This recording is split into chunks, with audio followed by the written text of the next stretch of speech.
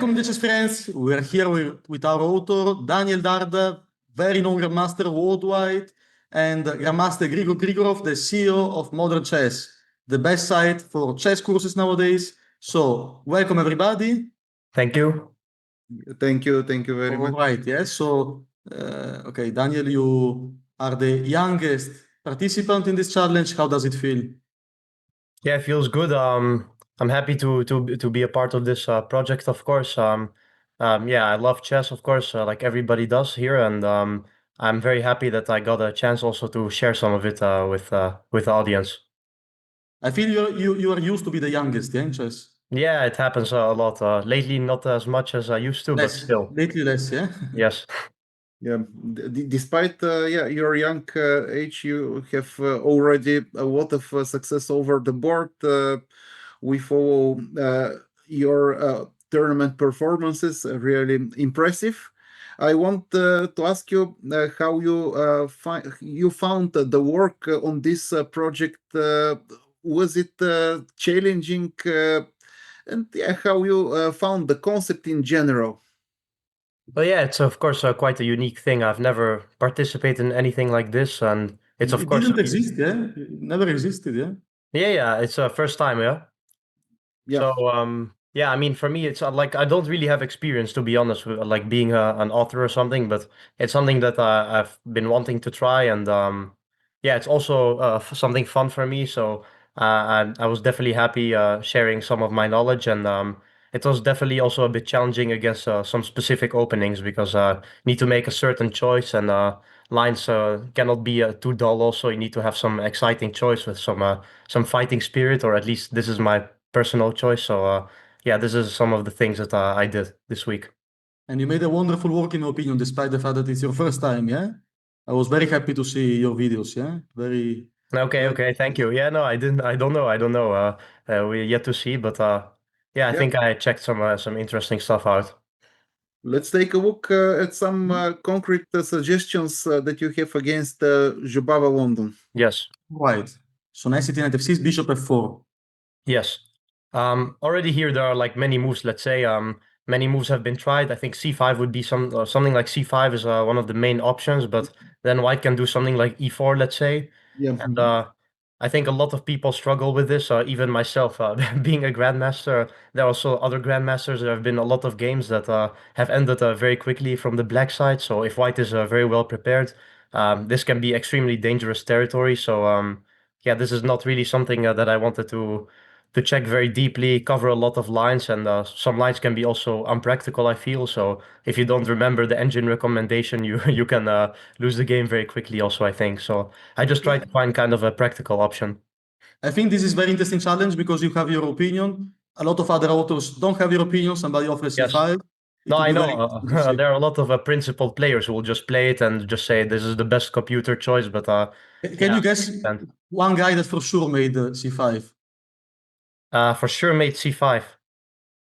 I don't know. I don't know. Some people made c5, yeah? Who is the most principled here? What do you think?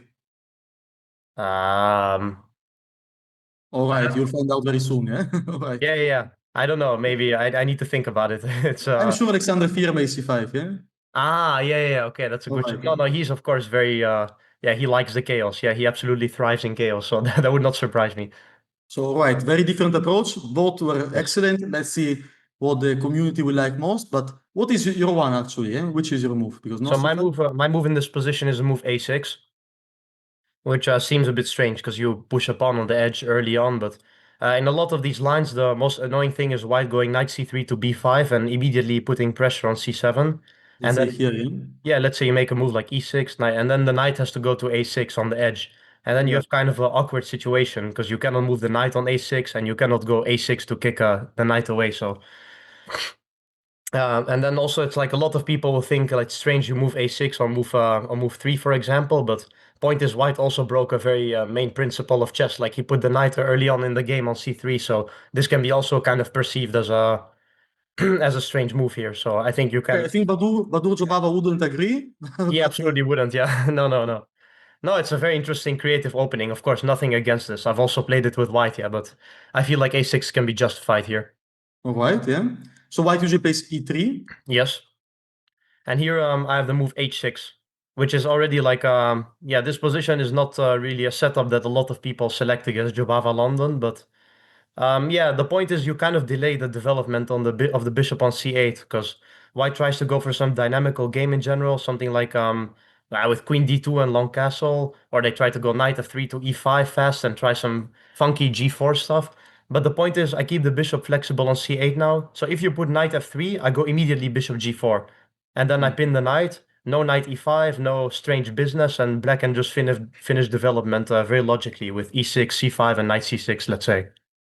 It's very interesting because you are not the only one who recommended a6, h6. I didn't Also, know. Felix recommended the same. So it would be interesting to see the difference between you and Felix. Yeah. Yeah, I don't know. I didn't expect that many people would recommend this, but it's good to know that I'm not alone. You're not alone, yeah? I think it's Yeah. also interesting for the audience to see that A6, H6 is so hot nowadays at the high level, yeah? Out of 7 great authors, 2 picked this line. It means that it definitely deserves a lot of attention. So I think it's fine, yeah? In my opinion, it's also interesting, more interesting even, yeah? Yeah, it's not so well explored. And I would like to ask you how difficult will be for the average tournament player to prepare this variation for a tournament? Is it a time-consuming job, or it's very practical in terms of preparation before the game? Well, I feel like it's very practical, first of all, because the lines that I gave, okay, there are some lines, of course, you must remember some points here and there, but overall, I think the plans are extremely logical. So, like, let's say if he goes queen d2 long castle, I mean, you play b5, knight d7, knight b6, or c5, you can just attack the king. And then the point is that you're faster, so it's nothing hard to remember the logic, in my opinion, the logic just. Whereas in these other lines, there's just a lot more to remember, and it feels less practical to me. Like this line feels very practical to me. If You you mean play, in other lines which are not, for example, E6, G4, let's say, yeah? yeah, for example, exactly. This is something like when I considered this, for example, like I already was annoyed a bit about G4. Or when you go bishop F5 early on, white can sometimes go F3, G4 very fast, and then it can get immediately complicated. So yeah, the point with this is trying to find something that you can kind of understand on any level and also just kind of keep playing. So it's also engine approved. Like all the lines that I've checked are just they're just good lines also. So it's not like I'm recommending anything dubious. Like good and practical is what I was trying to go for. Yeah, You know, when I started to play some strong open tournaments 2014, 15, 16, when I was playing also a 66, when somebody was playing against me G4, I already felt that I would win the game. I thought it's bullshit. I thought it's not Yeah, serious. that's how it used to be, yeah. But nowadays you It used see, to be like, now it's, I'm already scared, yeah, if I see G4. Nowadays, if somebody plays G4 against you, most probably he knows what he's doing. Most probably I need to pray. So yeah. No, but people are also getting good at theory, yeah. So it's just extra exactly. annoying. But like this, at least it's not so well explored also. So like I feel like when the opponent starts to think already, you're kind of more comfortable because you also have an idea about the plan. So I mean, that's how I feel. Yeah, like 10 years ago, it was nice because you play a6, you think like 10 minutes you play a6, your opponent plays e3, e6, then he thinks like 20 minutes, he pushes g4, and then starts something beautiful, yeah? Yeah. Nowadays, No, then not the like beam this. boom bam starts to happen. Yeah. All right, yeah. All right. Okay, I think it will be very interesting to see the difference between you and Felix. hmm Very interesting line, 6h6. Badur urgently needs to figure it out what to do with white. He will study your course, your recommendation very carefully. I'm sure about this. And I think we can move to the classical London. Yes. hmm And let's see. Let's see what is your recommendation in the classical London. Yeah. So again, here I do recommend the move c5. On the other hand, early on in the game, it's not necessarily like okay, you can go bishop f5, also e6. Yes, there is not e4, yeah? Like in the Yeah, London. exactly. Here, there's nothing to worry about in this sense, of course. But also, if you go bishop f5, I feel like okay, generally, like London is having a solid reputation, yeah, and I feel like people from the audience struggle against this more like in the sense of, I mean, I remember when I used to be lower rated and I was playing against club players, my worry was that it's going to be a boring game and I'm not really going to get winning chances. So what I want You to think bishop f5 is boring? no, not at all. There are some very cool lines, in fact, but there are also a lot of lines where white can play something and it's kind of annoying, and the winning chances are not so easy, and it's less like a dynamism in the position. So I was just trying to change it from this point of view. I think it's very interesting, Igor, because we see a lot of authors, everybody has his point of view, yeah? Of course, yeah, very It would be interesting. fantastic, yeah? Yeah, It would be fantastic. very interesting ideas, ways of thinking. And okay, after c5, e3, what is your main suggestion? So knight c6, Yeah. and after knight bd2, the main line. Of course, here there are a lot of lines, some random lines also, like, okay, here you have also cd, ed, and then knight h5, which is well known, but I want to go knight h5 immediately here. Trying to give the pawn early on in the game in exchange for some activity. Yeah. You know that another author, David Gavrilescu, offered knight h5 like you, but immediately here. Did you know this move? I know that it exists, but I did not consider putting this one, if to be So honest. also here would be very interesting to compare, yeah, what happens Yes. here, and it will be very interesting, entertaining, yeah? Yeah. Yeah, no, the point was just, yeah, in his line, you don't sacrifice the pawn, but here, in my opinion, white absolutely needs to play d takes c5, the critical move, Yeah, let's taking see. the pawn. Otherwise, you just get a opposite Slav, and black is already extremely comfortable. So this is like the critical line. Also, another interesting direction here was this to play bishop e5 and after f6, c4.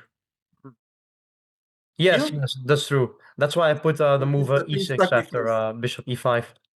Did you analyze this, Daniel? No, I put e6 E6. Is E6, so- to precisely to avoid this line. I was trying to make it like a simple, and yes. e6 is also fine. E6 Alright. is the most precise, yeah, in my opinion as well. How do we play with white here, Igor, against E6? Yeah, personally, I like bishop b5 in such positions. Yeah, bishop b5. I don't know what is his suggestion. Probably Okay, f6. we'll see. We'll see. Yeah, we'll see. It's already very, very far. Yeah. Yeah, there's already some more deep territory. It's like some Slav type of game with opposite colors. Yes, of What course. do you play against DC5 here? DC5, knight take f4, immediately taking this annoying bishop, and here the move g6. All right. How many games here? A lot? Not too much. Not too much, not too much. Like I mean, maybe in the hundreds, but already less than not in the thousands, I guess. Like.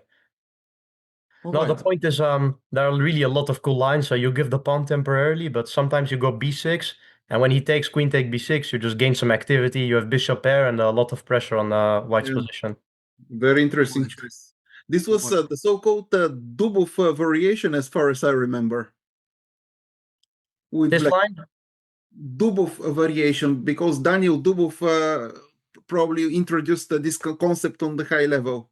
I think nowadays everything is double variation. Yeah. Yeah, nowadays Dubov introduced a lot of things. I don't know. After c3, I recommended the move bishop h6. I don't know if there are any games of Dubov. As far as I remember, probably not. Yeah, I don't. Not I yet. checked Not this quite recently. Yeah. Yes. All right. So thank you, Daniel, for joining. I wish No, you good luck. absolutely. You're the youngest. You're very known worldwide. I think you made an excellent job. I'm very happy. It was very interesting to see your recommendations. I will definitely use them also. It will be very interesting. Good luck and see you very soon. Thank you very much, Thank you very Daniel. much. Very interesting wines and very nice concepts behind them. Good luck in the competition and see you. Thank you. Thank you very much.